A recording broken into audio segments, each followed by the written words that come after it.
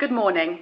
Thank you for joining our call today to discuss Coca-Cola Hellenic Bottling Company's results for the full year 2019.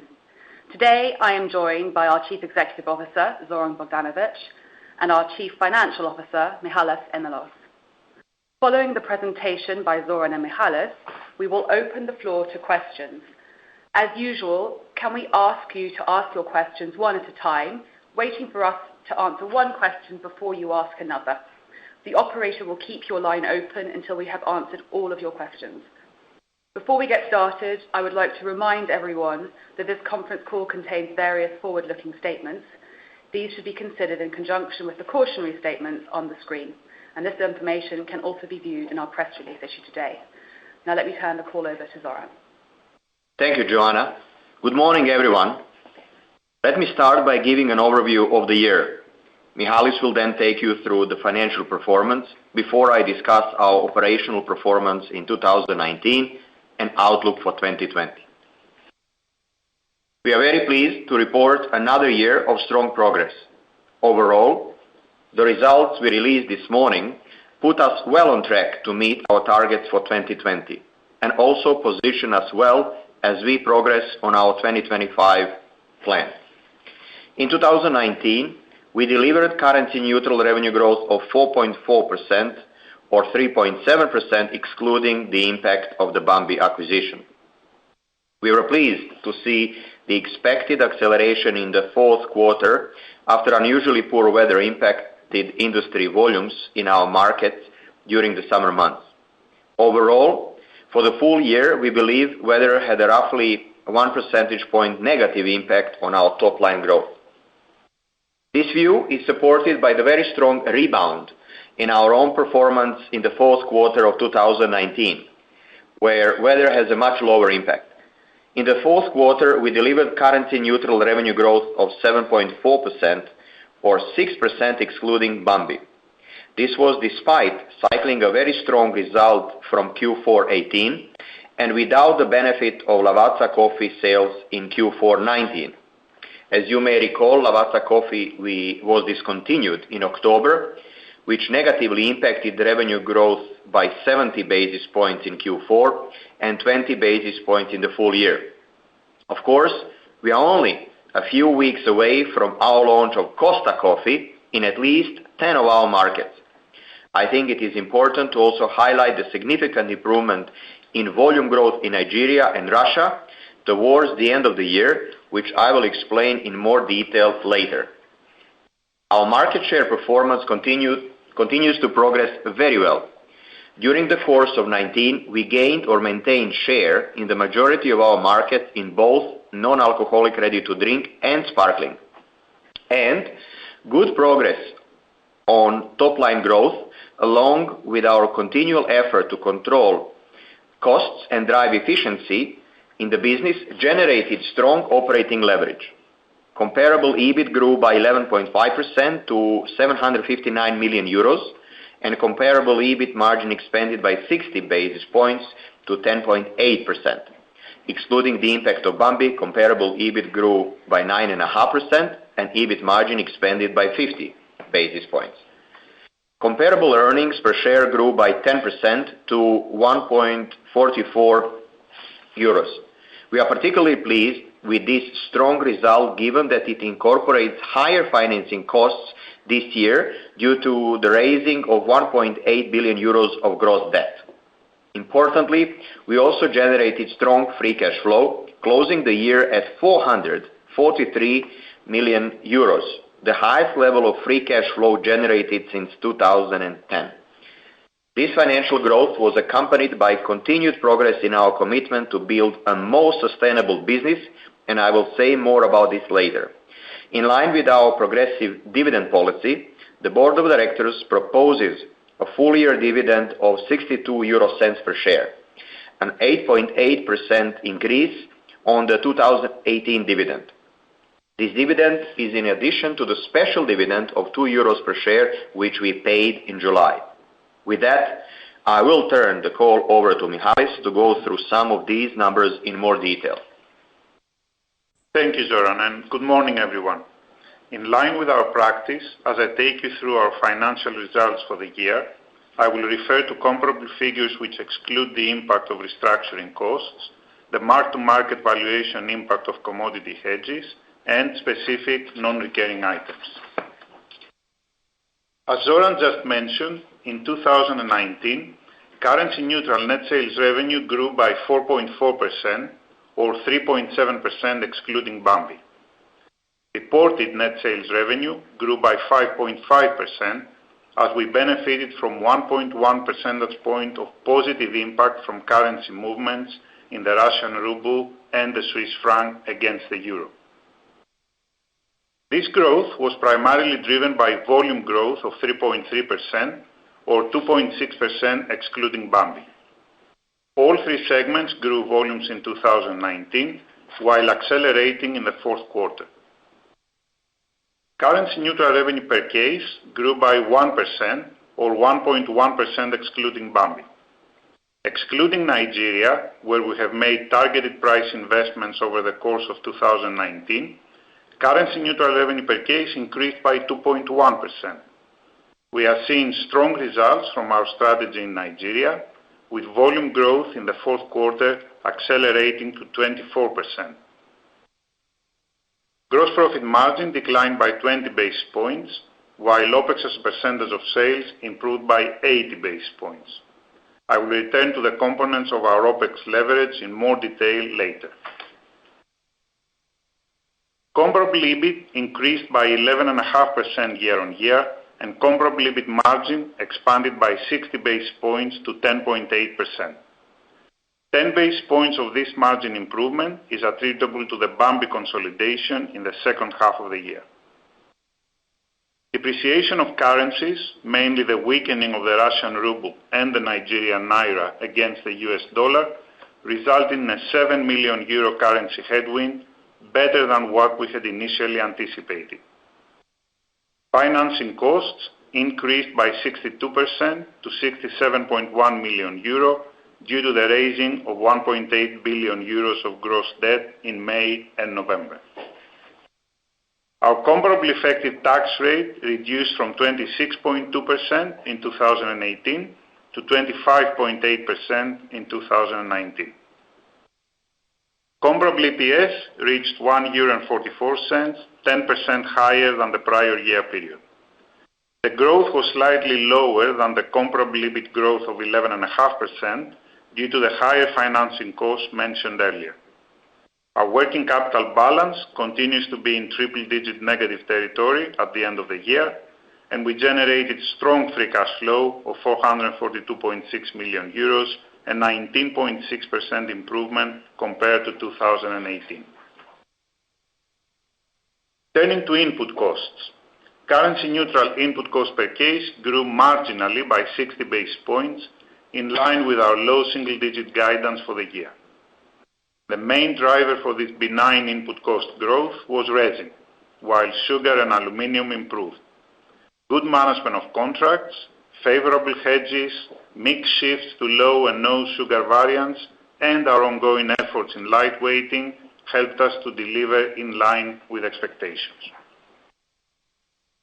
Comparable operating expenses as a percentage of revenue improved by 80 basis points in the full year to 26.9%. 30 basis points of improvement is due to operational leverage on logistics and administration cost efficiencies in the year. The rest of the improvement is due to lower marketing expenses as we are cycling the investments behind the FIFA World Cup as well as other one-off items. Turning now to the key financial drivers on a segmental basis. In our established markets, currency-neutral revenue growth of 1.3% was driven by 80 basis points of volume growth and 40 basis points expansion in price mix. This price mix improvement is due to selective price increases in several markets, as well as strong package mix, which improved by 1.1 percentage point in the segment. We also saw transactions growing by 2.4%, evidence of the ongoing progress we are making on our revenue growth management initiatives in the segment. On the other hand, the discontinuation of Lavazza in the fourth quarter was a headwind to price mix in the segment. Established comparable EBIT grew by 6.4% and comparable EBIT margin expanded by 40 basis points to 10.2%. This strong margin improvement was mostly due to operational leverage of OPEX. To a lesser extent, we also benefited this year from the strengthening of the Swiss franc. In developing markets, currency-neutral revenues grew by 4.2%, with volume up 50 basis points and price mix growth of 3.7%. The acceleration in price mix in the year was due to selective price increases in several countries, as well as positive category mix, driven by strong sparkling and energy growth. We also saw excellent progress on single-serve mix, up 3.9 percentage points year-on-year. In terms of operating profit in the developing segment, comparable EBIT grew by 6.9% and comparable EBIT margin expanded by 30 basis points to 10.8%. The main drivers here were the positive pricing and mix mentioned earlier. The emerging markets saw currency-neutral revenue growth of 7.1% or 5.6% excluding Bambi. This strong result was driven by volume growth of 5.7% or 4.4% excluding Bambi. We achieved particularly strong performance in the fourth quarter with volume growth of 13.5% or 10.6% excluding Bambi. These strong trends were broad-based across the segment, but it is also important to note the significant improvement in volume growth in Nigeria and Russia. Currency-neutral revenue per case grew by 1.3% or 1.2% excluding Bambi. This is a slowdown in price mix expansion compared to the 2.4% we delivered in 2018 due to the targeted investments in pricing that we have undertaken in Nigeria. Given the timing of these investments, you should expect the impact to continue into 2020 with similar effect on the country and segment price mix.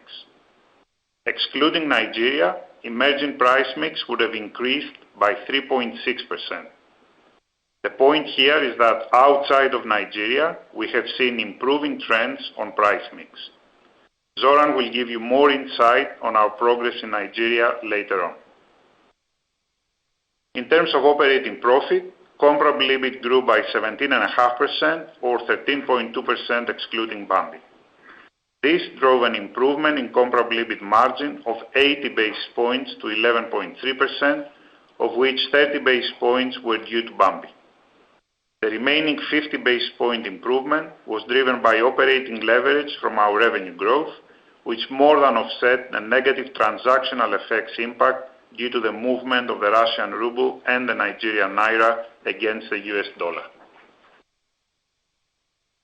Turning to restructuring, we incurred charges of 37.8 million euros in the year, with the majority of this being spent in the established and emerging segments. Restructuring benefits within 2019 from 2018 and 2019 initiatives amounted to 30 million euros. Looking ahead to 2020, we expect restructuring costs of approximately 15 million euros, with estimated annualized benefits of 7 million euros from 2020 onwards. The benefits in 2020 from initiatives taken in 2019 and those expected to be taken in 2020 are estimated to reach 32 million euros. We generated strong free cash flow of 442.6 million euros, up 72.5 million euros from prior year. Strong operational profitability and working capital management allowed us to accelerate CapEx investments ahead of the strong revenue growth and at the same time generate this strong cash flow in the year. Net capital expenditure as a percentage of revenue increased by 50 basis points to 6.9%. Of this 50 bips growth, 10 bips is attributable to the acceleration in CapEx investments, while we benefited from an extra 20 bips of increased idle asset sales proceeds year on year. The remaining 60 basis points of growth are attributable to the impact of the adoption of IFRS 16 as of the 1st of January 2019. As you are aware, IFRS 16, which requires the recognition of all leases on the balance sheet, came into effect in 2019. This accounting change leads to a one-off CapEx as percent of revenue increase of 0.5 to 1 percentage point of revenue. Therefore, taking into account the impact of the adoption of IFRS 16 in 2019, going forward, our restated annual capital expenditure target range has become 6.5% to 7.5% of net sales revenue. We see CapEx remaining within this range as we progress towards our 2025 plans. The working capital balance remains on our target level of triple-digit negative. Turning now to our balance sheet. During the course of 2019, we raised 3 bonds and a total of 1.8 billion euros of debt. We also redeemed 223 million euros of our June 2020 800 million euro bond, leaving 563 million euros outstanding. Financing costs in 2019 were 67.1 million euros, an increase of 25.8 million euros due to the higher level of gross debt on our balance sheet. The average interest rate on our bonds reduced by 60 basis points to 2.1% during the year. We would anticipate this interest rate reducing by a further 40 basis points after June 2020, when we redeem the last 563 million euros of our 2020 bond. Our net debt to comparable EBITDA stands at 1.54 times at the end of 2019, compared to 0.61 times at the end of 2018. We continue to expect this to move towards the upper end of our 1.5 to 2 times target range by the end of 2020. With that, let me now pass the floor to Zoran, who will take you through the operational performance in the year. Thank you, Michalis. Now let me review the performance by category before we get back into a more detailed discussion of country and geographical segment. Sparkling beverages volume grew by 3.5%, higher than our total portfolio, a strong performance in a year where we experienced unusually poor weather in the critical summer months in several of our markets. What is particularly encouraging is that trademark Coke fueled our growth, and we saw even stronger growth in our areas of strategic focus: low and no sugar variant and adult sparkling. Low and no sugar sparkling grew by 26.7%, cycling 25.9% growth in the prior year. Adult sparkling grew by 7.1%, cycling 6%. And there are some very strong trends at the brand level. Let me give you a flavor. Coke Zero grew by 26.2%, while Fanta and Sprite, low and no sugar variants, grew by 90% and 157% respectively. Within adult sparkling, Schweppes grew by 8.3% and is gaining share.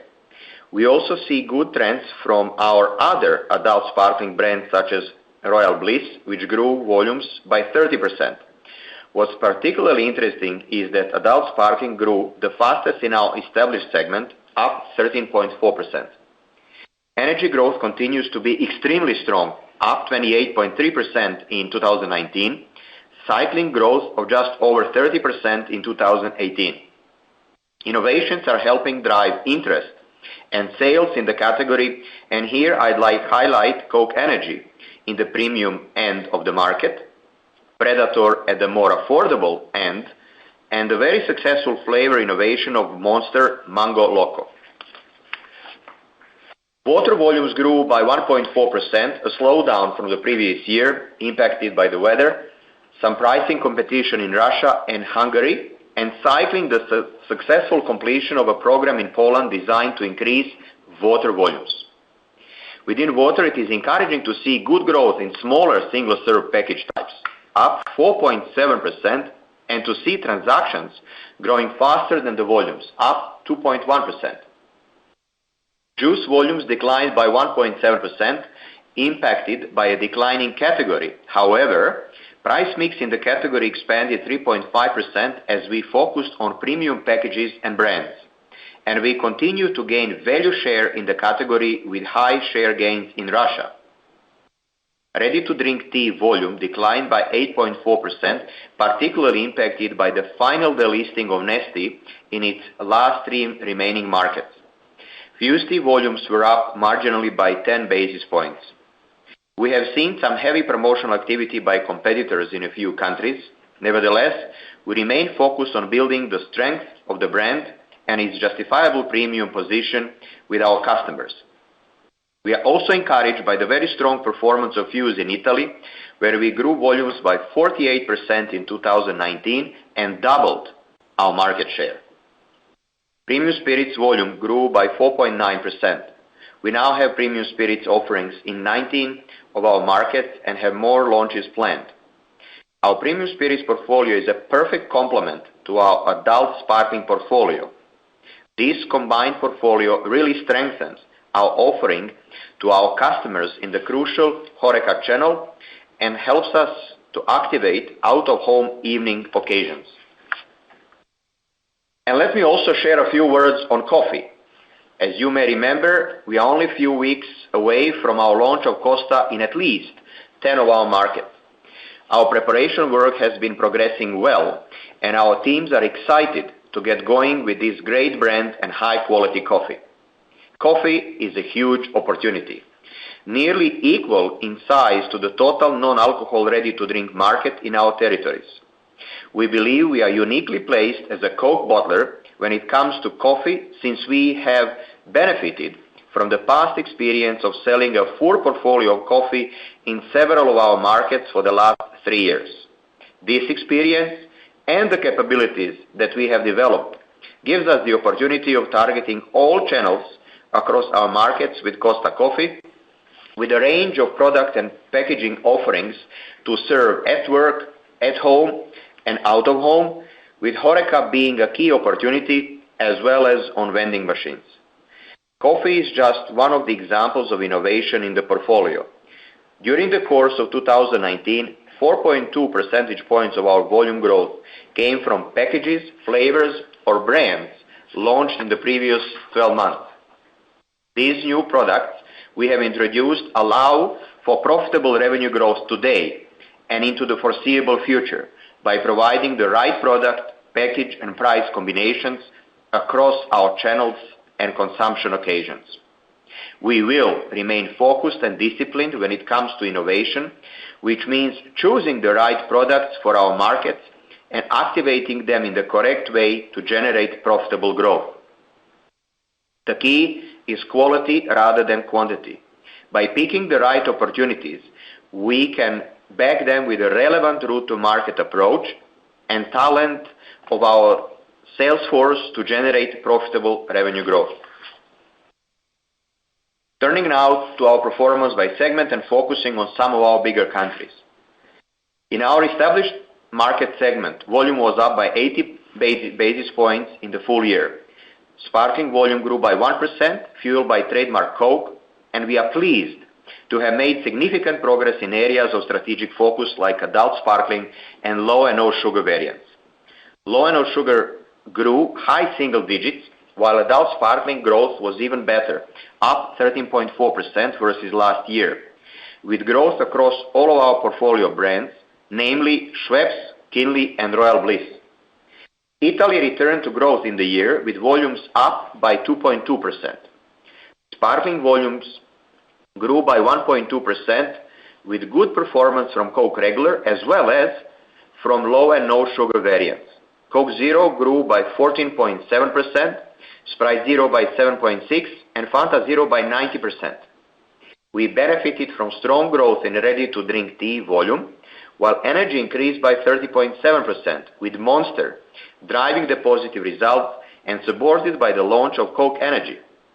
We continue to benefit from the targeted route-to-market investments we have made in the country, the pack price architecture changes we implemented in 2018, and strong marketing promotions which are focused on driving transactions.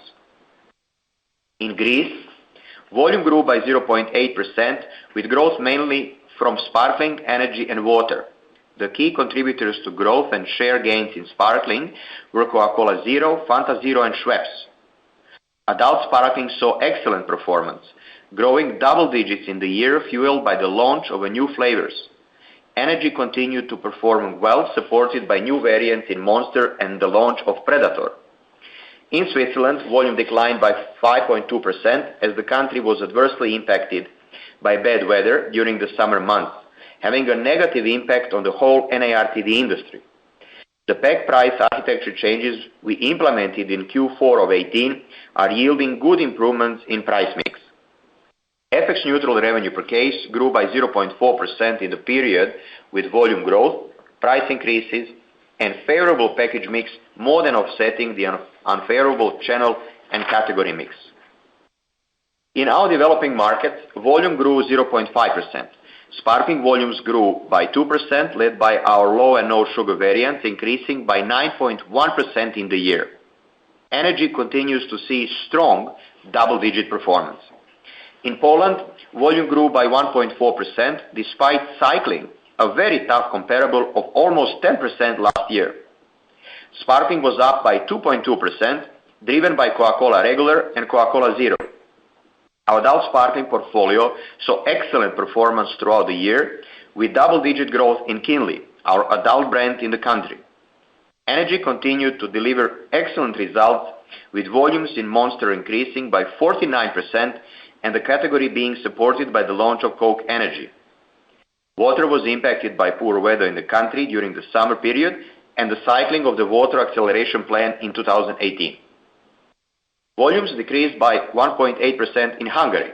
However, we recorded good growth of 2.4% and gained value share in sparkling during the period on the back of a good performance in trademark Coke, with growth in Coca-Cola Regular and Coca-Cola Zero. Energy continued to deliver very strong results in the country. Volumes declined in both water and ready-to-drink tea, the latter impacted by the delisting of Nestea. In the Czech Republic, volumes declined by 3.4%, with all categories declining except for energy.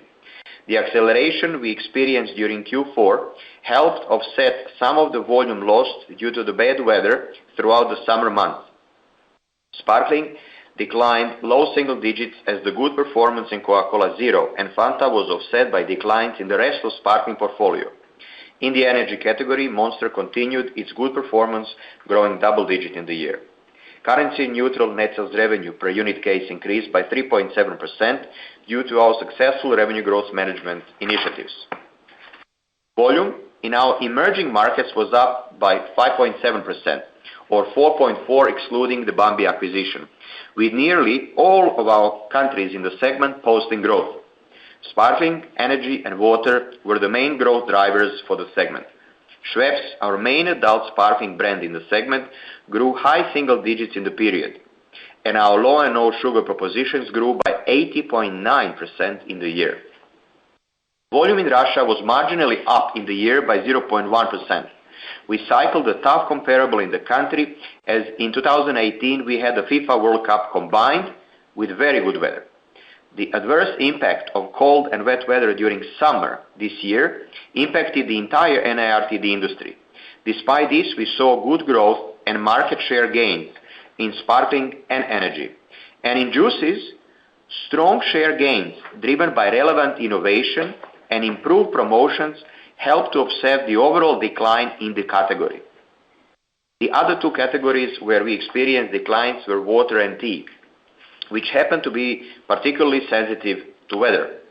We are pleased with the mid-single-digit acceleration in volumes we witnessed in Q4, especially given the tough comparables in the period.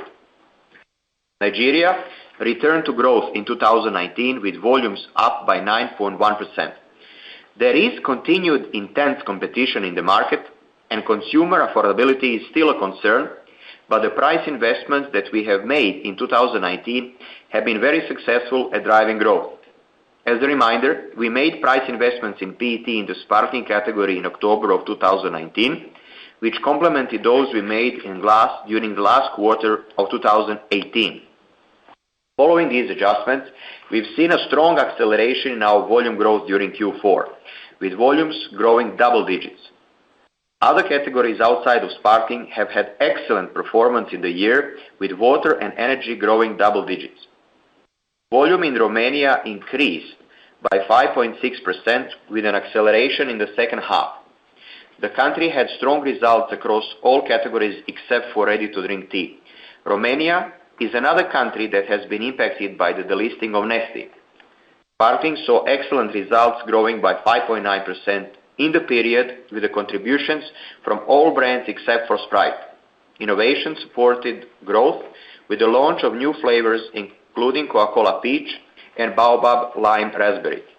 Within adult sparkling, new variants in Schweppes helped fuel its double-digit growth in the period. Currency-neutral revenue per case grew by 1.3% in the year, or 1.2% if we exclude the Bambi acquisition.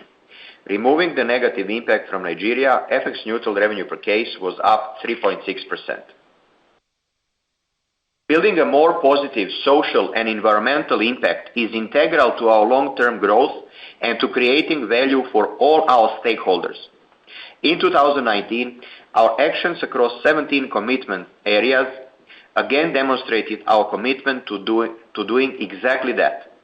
Our progress was reflected by our Dow Jones Sustainability Index ranking as Europe's most sustainable beverage company for the 6th time in 7 years. We were also ranked second globally. Alongside this, we have the highest level of rating in MSCI, CDP Water, CDP CO2, and FTSE4Good. But rankings and ratings are secondary to action and impact. So let me give you just a few examples of what we have actually done. First, in the area of packaging, we collected 48% of our primary packaging, up from 45% in 2018. We launched 4 of our water brands across 5 markets in bottles made from 100% recycled PET. In 3 markets, we have 50% recycled PET packaging in half-liter packs of trademark Coke. We have also announced that we will replace plastics shrink-filled on can multipacks with recyclable paperboard by the end of 2021. On water, let me highlight 2 projects. In Poland, we have been able to save 60,000 metric tons of water annually through installing a reverse osmosis treatment step at our plant in Radzimir. In Nigeria, we set out to improve water availability for the communities around our production plant in Chalawa. We invested in water infrastructure, drilling several new shallow wells, replacing aging pipe, and supporting the refurbishment of the local State Water Board's water analysis laboratory. Through this, we have helped to ensure that 1 million people have greater access to clean water. And finally, on reducing our CO2 emissions. In Austria, we are powering our largest plant with a photovoltaic system installed on the roof that allows us to save 725 tons of CO2 per year, the annual emission equivalent to 400 mid-sized cars. Overall, use of renewable electricity at our production sites in the EU and Switzerland increased from 87% in 18 to 89% in 19. And our penetration in energy-efficient coolers with our customers rose from 19 in 2018 to 28% in 2019. These are just few examples of the significant work we are doing. We intend to be as accountable on our sustainability targets as we are on our financial ones. So as we did last year, we will provide comprehensive reporting against our Mission 2025 sustainability commitments in our integrated annual report, which we publish in March.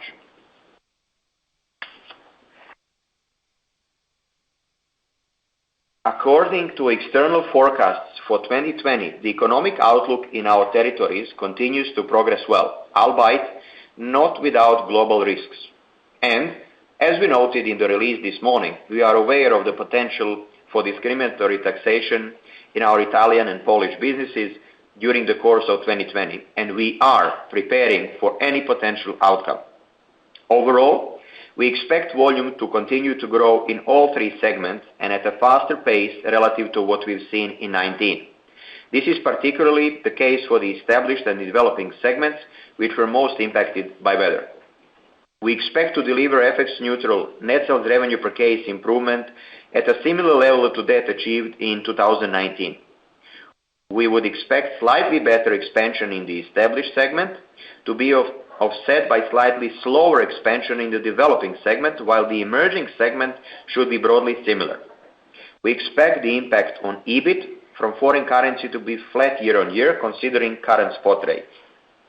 We have good visibility for our commodities, and overall, we expect our input cost per case to increase by low single digits on a FX-neutral basis. With the continued positive impact of operating leverage as we grow our revenue, we expect to deliver further reduction in operating expenses as a % of net sales revenue in the year. In summary, we expect another good year of FX-neutral revenue growth and profit margin expansion, and full delivery of our 2020 strategic targets. With that, I will now hand over to the operator, and Michalis and I will be happy to take your questions. Thank you. Thank you. As a reminder, if you would like to ask a question, please press star 1 on your telephone keypad. Please ensure your line remains unmuted locally. You'll then be advised when to ask your question. The first question on the phone lines comes from the line of Edward Mundy, calling from Jefferies. Please go ahead. Hi, morning everyone. 3 questions, please. First is on your guidance. Appreciate that you're not sort of explicitly quantifying it, but given the good momentum from Q4 and given the unchallenging weather comps in Q2 and Q3, I was wondering whether you could provide your level of confidence in hitting your medium-term guidance of 5 to 6% sales and 20 to 40 bips in fiscal 20 is the first question. The second question is on Bambi. How are you using the business to leverage your portfolio to target a 24/7 beverage model? In particular, are you seeing much cross-merchandising from your existing portfolio and integrating that with Bambi? And are you also widening distribution of Bambi products into new markets? And then the third question is on Nigeria. Very good recovery in the fourth quarter. Are all the price reductions now done?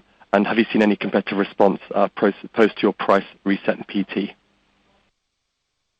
Good morning, Ed. Thank you for the questions, and I'll take them one by one. First of all, on 5 to 6%, yes, that's exactly what we are shooting for, driven by several strong reasons and drivers for our belief. As I mentioned several times, we know that we are going to cycle not very well weather that we had last year in Q2 and Q3. So what we are planning this year, as always, is just normal weather. We are not expecting anything crazy well, and also we are not expecting, that we are going to have, disastrous weather. So just normal. Second thing is, this year we are having Euro Cup, and a number of our countries have qualified, and we are having strong preparations to activate this tournament, as we have always proven that we know how to do that quite well, and our marketing plans have been adjusted for that. On top of that, we also have new wave of innovations that are coming this year.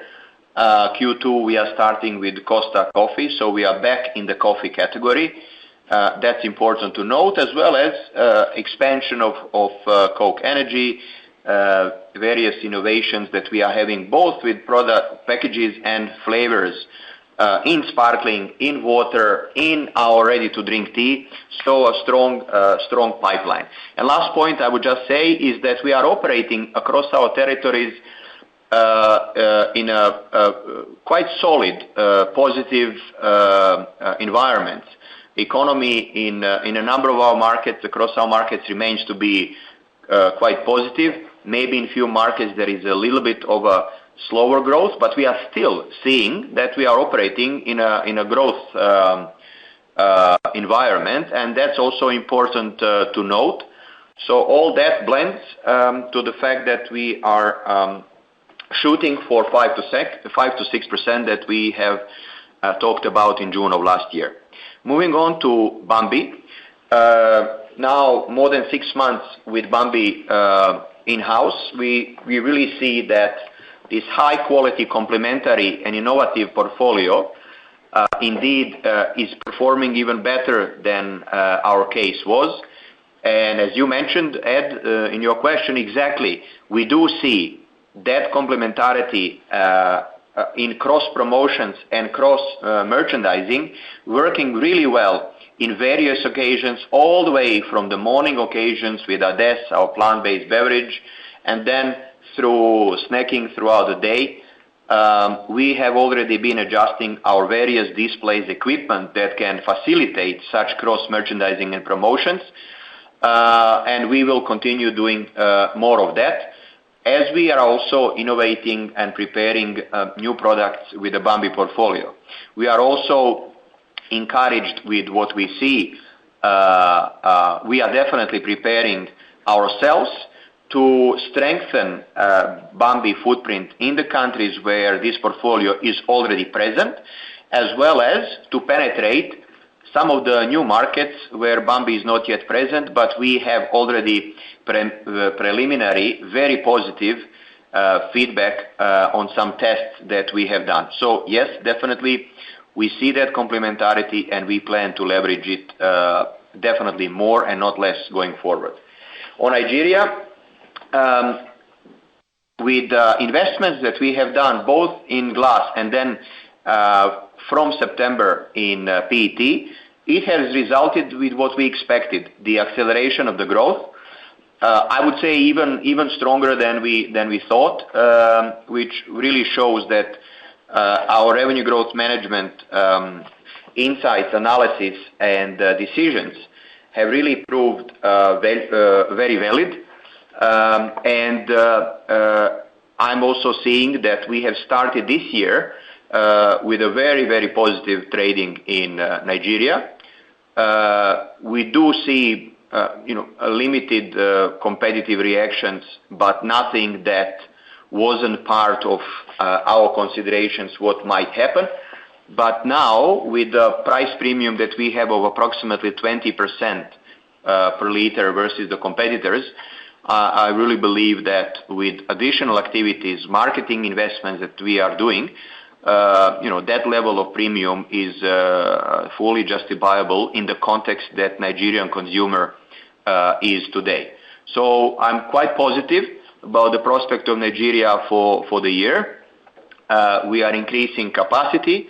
We are strengthening, marketing plan, which I think separates us from others in the market. And also we are having a number of innovations that also Nigeria is going to see. So that gives me the confidence for a good, strong year of Nigeria this year. Thank you, Ed. Very good. Thank you very much. And just on my first question, I think you highlighted why you've got a high degree of confidence in your medium-term 5 to 6 target on sales, but the sort of the 20 to 40 bips on margin, perhaps Michalis, you could pick up on that one. Yeah, look, specifically for 2020, our, let's say, target, as we have said, is a minimum of 11.2% EBIT margin. The 20 to 40 bips growth is more from 2021 onwards on an average every year. So we reiterate the 11.2 as the minimum target for 2020. Very good. Thank you. The next question comes from the line of Sanjeet Aujla, calling from Credit Suisse. Please go ahead.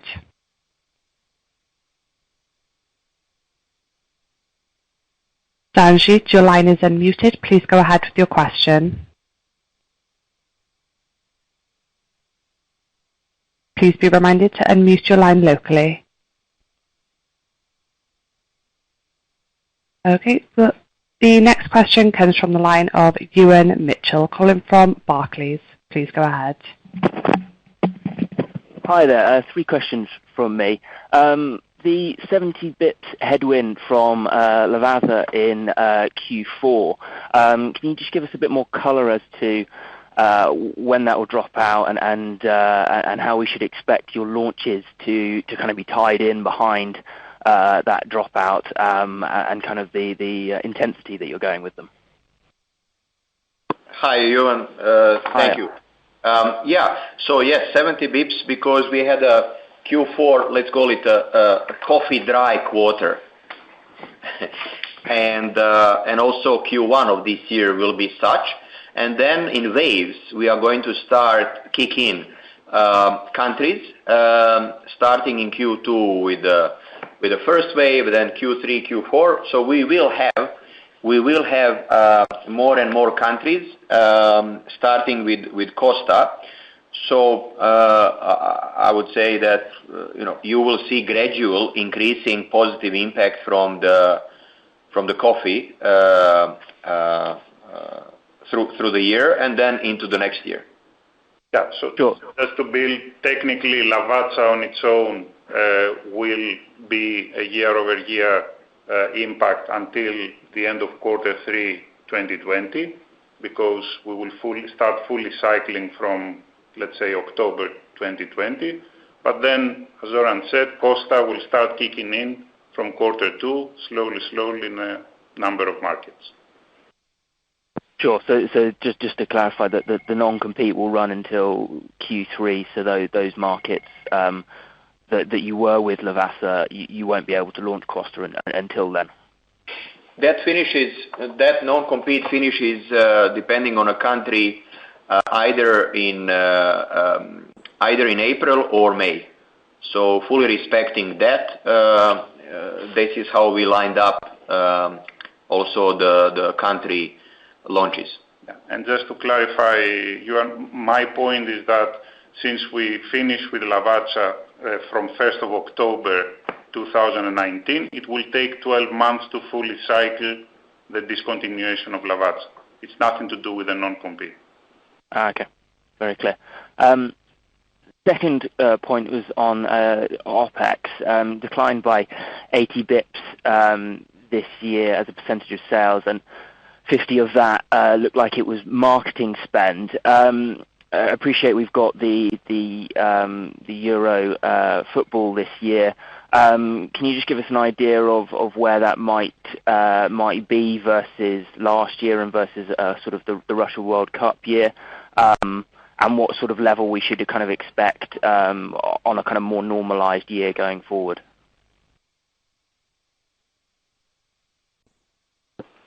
Okay, so yeah, as we said, marketing expenses were down primarily because of cycling the FIFA World Cup investment and some other one-offs. So into 2020, of course, Euro is coming. We will invest there as well. So I would say that comparing on a normalized level without the cyclings of the FIFA and so on, we would expect that 2020 marketing expenses as % of revenue will be slightly up in 2020 versus the baseline, as a result also of the Euro. Sure. And 2019, sorry, would be a sensible year to kind of think of as a baseline? Yes, 2019, with the exception, of course, of some small one-off benefits that we have. On the other side, 2020 will have, call it one-off investments related to the Euro, because we don't have them in 2019. So all in all, you would see a very small increase in marketing expenses in 2020. Sure, thank you. And final one, innovation. Could you just give a bit more clarity on how you're defining that, and the 4.2% of volume growth that was driven by innovation? Can you just give us a bit of color as to how you kind of expect that to evolve as these innovations in Costa and Coke Energy and everything sort of come to bear more across your portfolio? Yeah, sure. So, as I mentioned several times, innovation is really now critical part of how we do business, and And that, when we say innovation, a very sizable part of that is new package formats. Second is various new flavors that we are doing in various categories, and then come new categories and new brands. So what we will be seeing as well this year is that we are materializing on various new formats that we introduced either last year, or we are going to see a new wave of formats this year that are part of also our key promo campaigns. So when you see last year, we have now completely moved to sleek cans on our sparkling portfolio. We've launched a number of non-returnable glass in the markets which trade in the retail modern trade channel, not only in HoReCa. We also increased the number of multi-packs, for example, mini cans that we have now in more and more markets. During Avengers and Star Wars promotions, we had a dedicated cans and PET packaging behind that. We see excellent returnable glass innovation in Multon on juices, sports bottle, kids bottle. So this gives you a flavor of the things that we've done this year and that we will be along the similar lines we'll be doing next year. Second thing is that we see that one important part of how we keep our brands relevant in the eyes of consumers is various new flavor combinations that we are doing, and we are leveraging those, and we have more plans. This year. There is also dedicated mixers line. You heard about Coke and coffee. Schweppes is such a fertile ground where we are introducing a number of exciting flavors which consumers and our customers appreciate because of their mixability potential. We are introducing also new Fuse tea variants, where both as reformulation or having zero variant on top of new exciting combinations between the herbs and the fruits. And then Coke Energy, which only started last year. This year, this is going to have a more sizable rollout across our markets. Overall, the energy category is very vibrant, dynamic, and with a strong growth. We are also launching a Predator in more markets, which is like a lower end or more affordable segment of energy. So now with 4 brands in the energy, we are so well positioned to target and shoot for every segment in the market. So these are some of the most critical, I would say, buckets of innovation that either we've done last year from which we expect full benefit, plus new wave that happens this year. Brilliant. Thank you very much. The next question comes from the line of Alicia Forry calling from Investec. Please go ahead. Hi, good morning, everyone. I just wanted to ask about the implications of Costa on your existing business.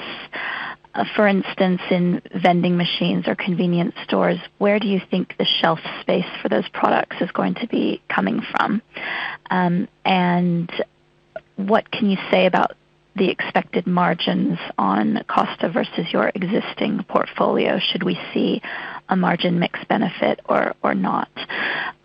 Secondly, the Italy beverage tax. I was just wondering if you could update us on your thinking about that, whether anything's changed, and what assumptions you're putting into the FY20 guidance that you've issued today with regards to that issue. And then finally, Coke Energy. How many markets is that in now? Thank you, Alicia. So on Costa, first of all, to clarify that I maybe understood from your question that maybe you are having in mind a ready-to-drink version of Costa, where I would say that that's only one of the product offerings that we will have. much bigger part are beans in packages for in-home use or HoReCa use. On top of that, there are capsules for in-home or at-office machines. And then there is also the unique express vending machines that Costa has that we will also be placing in the markets. So this is a 360 approach to coffee across all channels and with various product formats and types. So we do plan to be positioned in the retail in the coffee section, as we really believe that there is a clear customer proposition. We are already in conversations with our customers presenting the proposition and portfolio. And on top of that, we are going to do additional secondary displays as we usually do that will complement sampling activities that we'll do so that consumers can really have the opportunity to taste this high quality coffee. On margins, look, coffee, first of all, is a tremendously important category, so sizable, as I said in my introductory remarks. Also, I need to say it's very competitive and fragmented. That's why our priority over the next 2-3 years is to do high quality job in building a strong business. And that's why as we roll out in waves in this and next year, we are going to be also investing ahead of the curve. That's why we are not expecting this and next year to already have, let's say, accretive impact from Costa. So I would expect that after full second year and then into the third year or so, that we will start seeing definitely impact on the top line, and then accretive impact on the bottom line. But to be sure, I do expect that over years, coffee is going to be important contributor of our profitability as we build that business.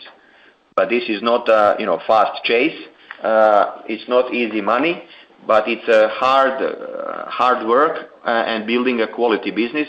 And this is what we see as our competitive advantage and how we want to differentiate ourselves to be really recognized as a full service provider to our customers across the markets where we go.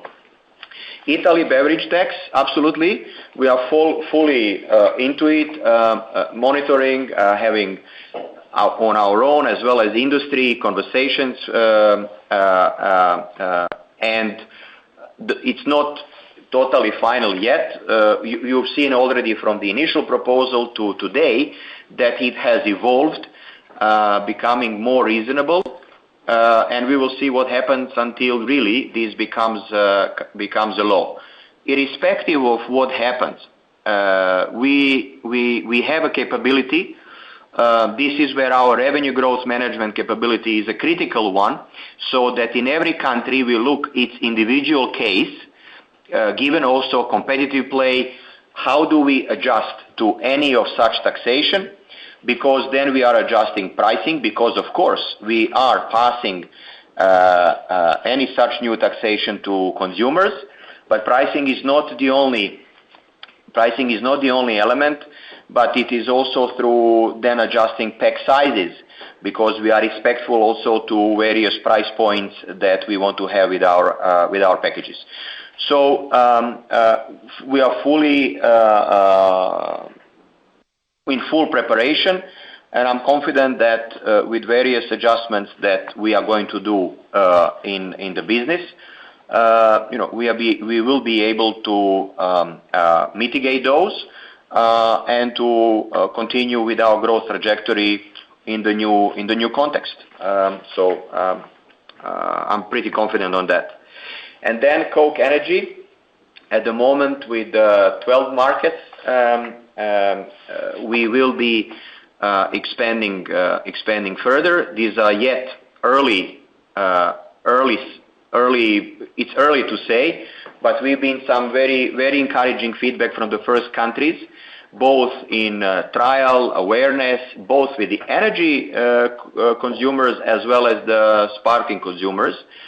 So our intention is to bring incrementality to the category, as this trades in a very distinctive segment, does not compete with the rest of our energy portfolio, as well as also, as you heard from James' remarks in Coca-Cola Company call, there is also a second version and formulation. So we will be seeing across markets which of the two best fits to the consumers, and we will leverage those to the maximum. And I really believe that there is going to be some very good traction in this year with Coke Energy.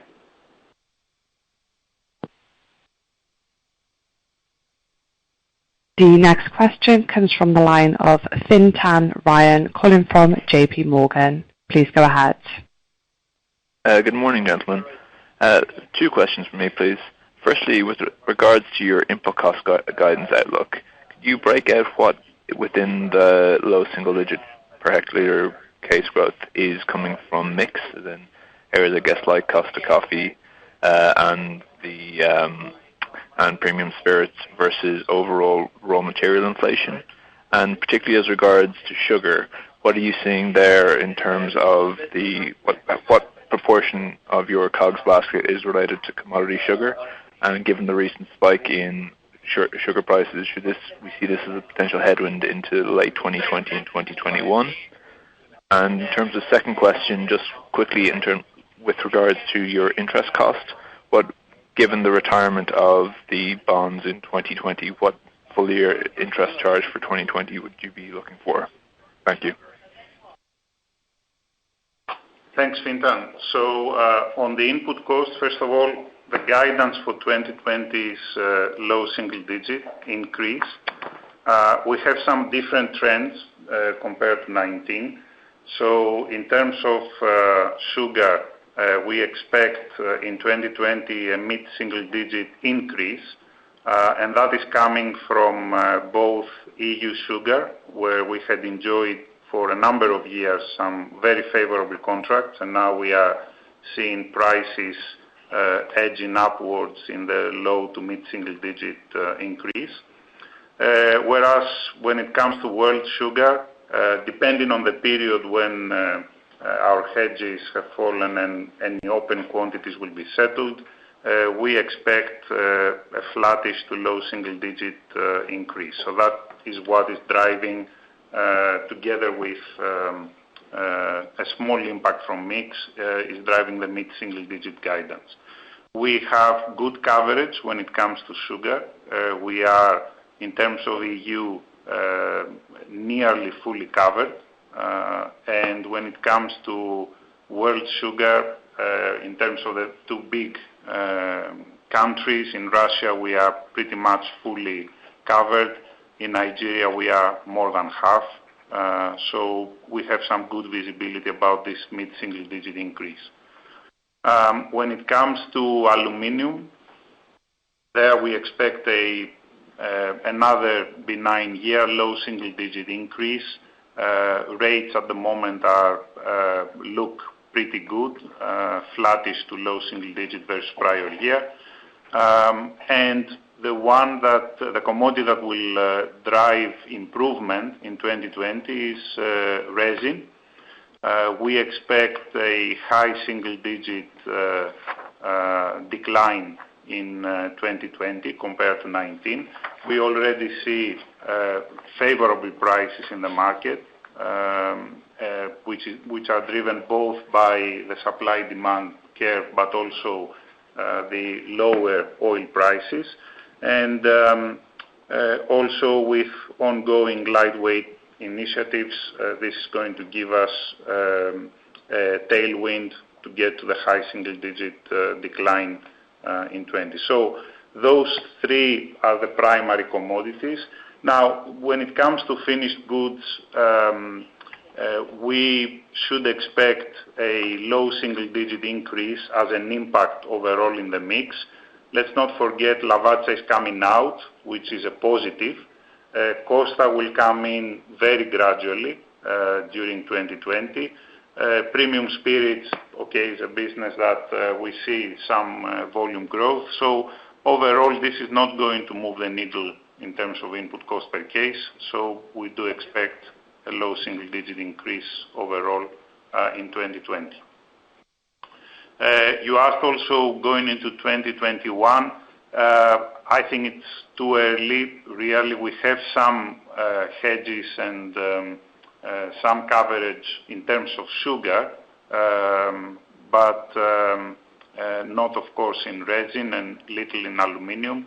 It's too early, really, to call 2021 as we are only the beginning of 2020. Now, on your second question about the interest cost, so looking at 2020, we expect that interest costs will be at the levels that we experienced in 2019, maybe slightly higher. And this small growth is going to come primarily from two factors. One is that interest income is getting lower and lower as negative interest rates hit, and the mix of where our funds are kept is changing within the countries.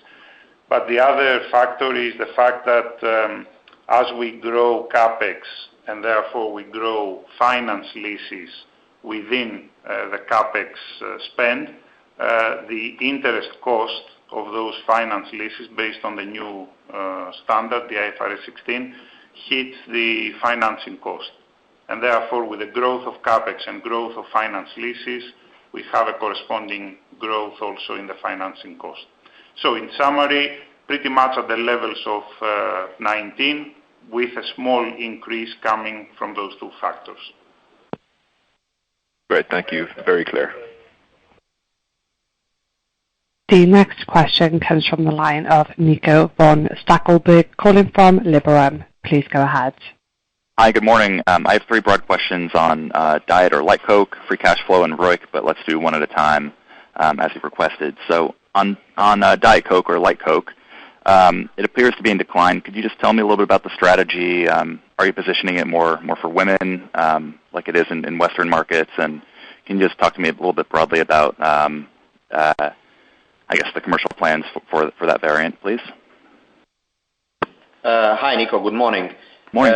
We have Coca-Cola Light or Diet Coke in several of our markets, and we have kept that variant of Coca-Cola in markets where it's sizable, where it really has targeted consumers, and we are also planning to bring some innovation in that part as well, where in line like you've seen in some of other markets globally, with various flavors in the cans, we will be doing that as well.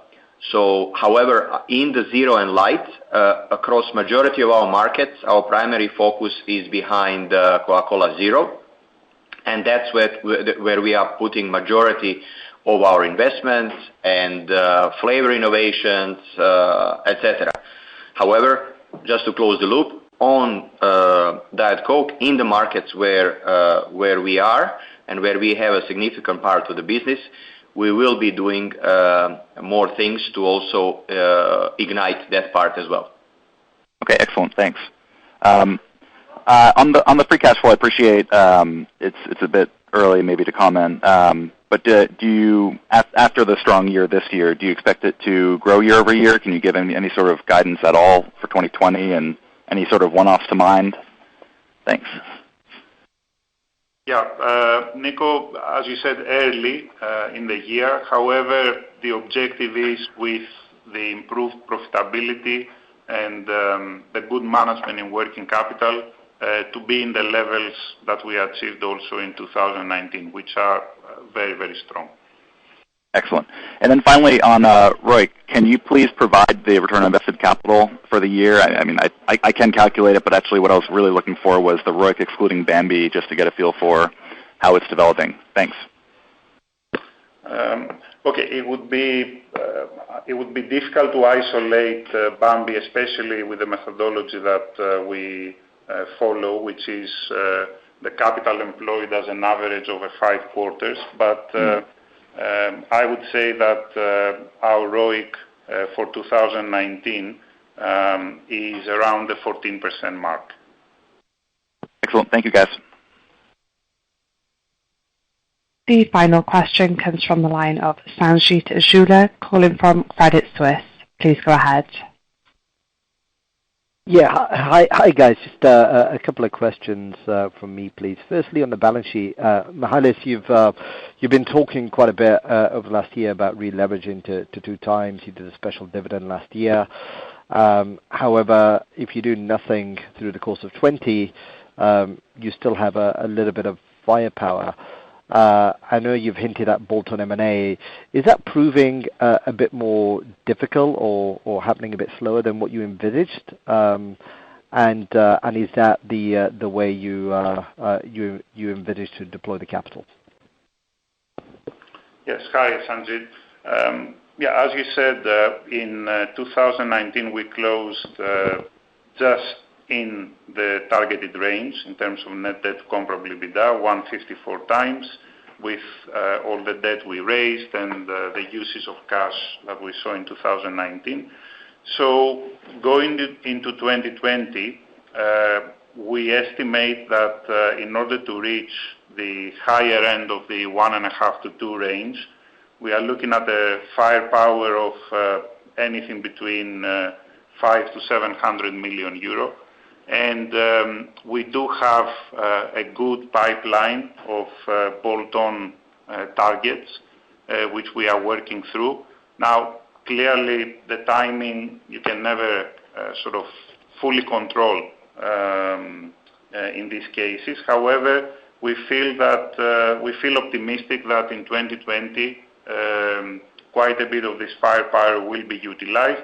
And with this plan, we are going to be at the upper end of the 1.5 to 2, even if we have to struggle over into 2021, early 2021. But that's the primary objective of how to utilize this firepower.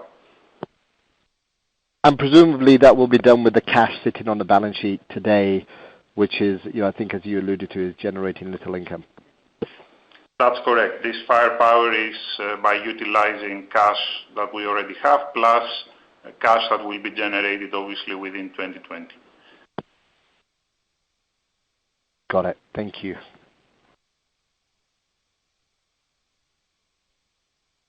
We have no further questions coming through, so I'd like to hand the call back over to your host for any concluding remarks.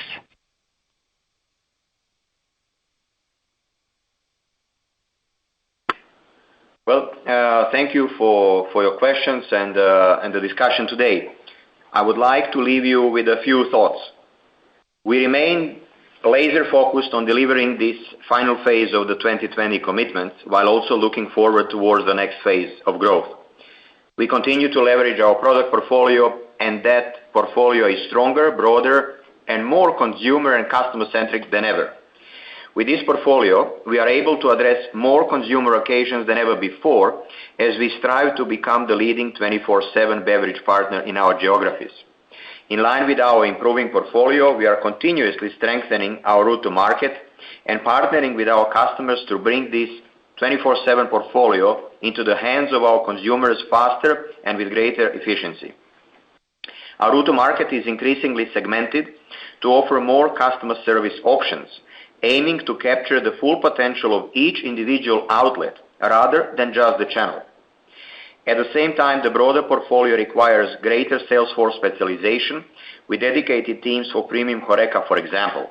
And this is an important part of how we activate these great brands in the market.